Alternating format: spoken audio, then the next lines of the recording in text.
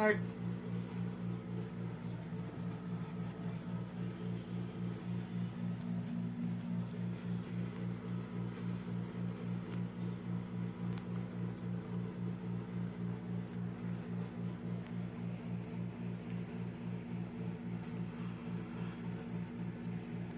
Article 11. Justifying circumstances.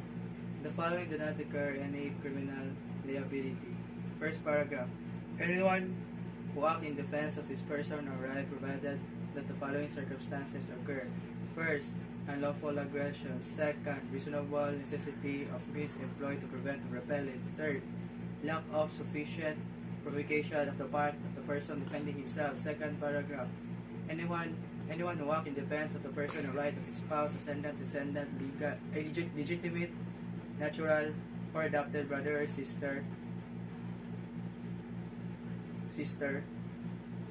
or relatives by affinity of the same degree, or those by sanguinity within fourth civil degree, provided that the first and second requisite prescribed to the next preceding circumstances are present,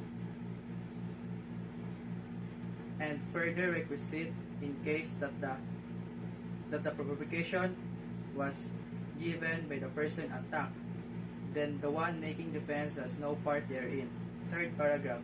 Anyone who acts in defense of the person or strangers, provided that the first and second requisite mentioned in the first circumstances of the article are present, then the one defending be not induced by revenge, resentful, or other evil motive. Fourth paragraph.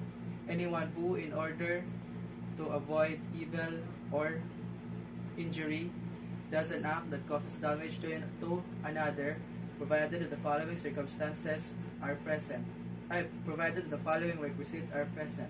First, that the evil sought to be avoided actually exists. Second, that the injury feared be greater than that done to avoid it. Third,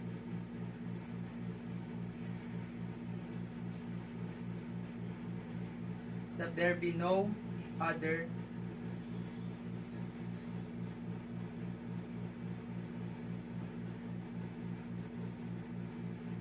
practical or less harmful means to prevent it. Fifth paragraph. Anyone who acts in the fulfillment of his duty or lawful exercise of a right or office.